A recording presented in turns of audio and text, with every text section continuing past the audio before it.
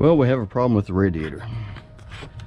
It appears that the little nipple that is normally attached here, which goes to the overflow hose, which goes to the container for the coolant, has broken off, and it's currently inside of this rubber tube. And of course, this is a plastic radiator, so it's not like I can take it down and get it brazed or welded. So I'm going to make the attempt to drill this out, tap it, and put a larger nipple in there. I don't have too much faith in this. The hole on the interior is coming out right at the I guess you call it a downspout. I don't know, it's just the way it was formed. So that's going to be interesting.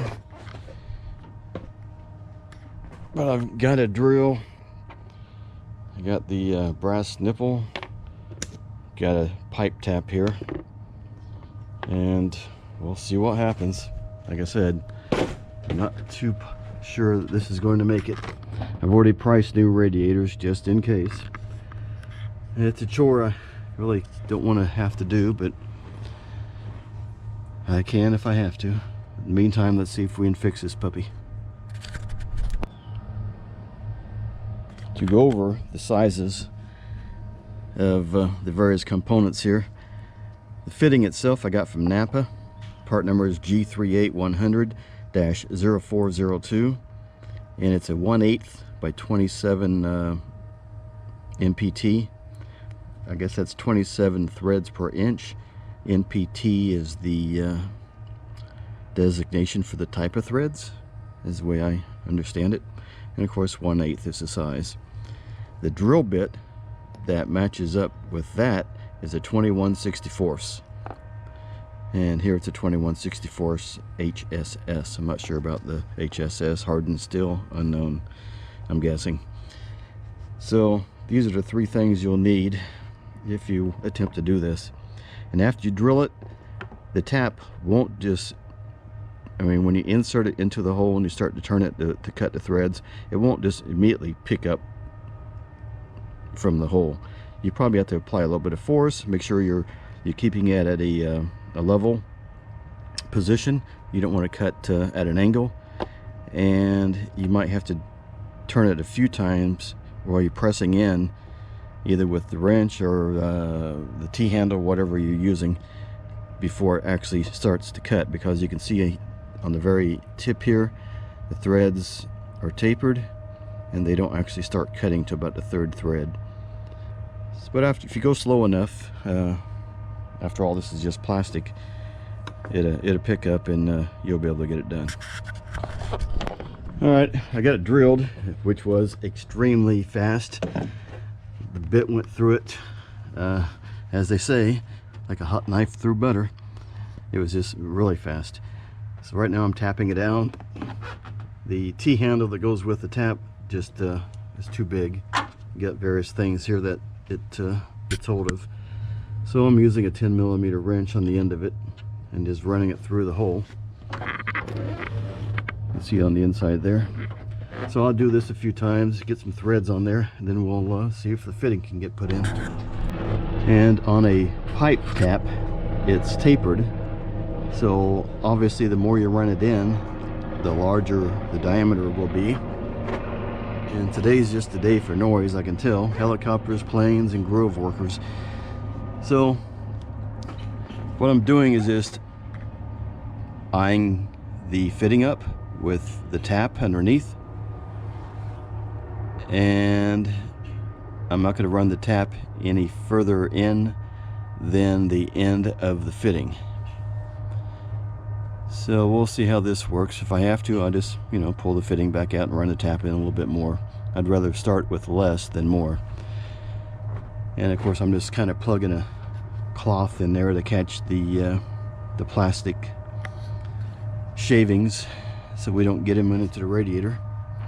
And I'm also fighting with the Grove machine next door, which you can probably hear. They're going through spraying pesticide through a very large blower, and it sounds like a large angry bee. So Let me work on this a little bit more and we'll be back. And here's the finished product. It's got the nipple in there, hose attached. Filled it up a little bit more with some antifreeze. I'm going to put the cap on it and run it and pressurize it, but I should not expect to see anything major. I might even accept a couple drips, but we'll see. I can always tighten up that fitting a little bit more. I didn't crank it down tight because, number one, of course, it's plastic. I don't want to take the chance of cracking it. But I probably took it down to, I don't know, maybe 10 foot-pounds approximate. Just turned it until the point that I thought probably shouldn't turn it any further. So like I said, let me put the cap on it and start her up and pressurize it, and we'll see what happens. Well, we have an unforeseen problem. You can see where the threads are coming through the sidewall of the radiator spout here. Well, they're extending over the portion that the radiator cap seals with. This rubber seal here mates around this rim. And of course, now we have a threaded fitting there. So I'm gonna make an attempt to back that out, put a little extra tape seal on it, and see if I can still screw it in sufficiently to seal, but not extend too far over that lip. So we'll see what I can do here. And this is how far I decided to screw the fitting in. Hopefully you can see that. All I did was just back it out a little bit, put another wrapping of FT or PFTE tape on it, and screwed it back in. Yep, it's quite tight. So next step is we'll run her up and see what happens.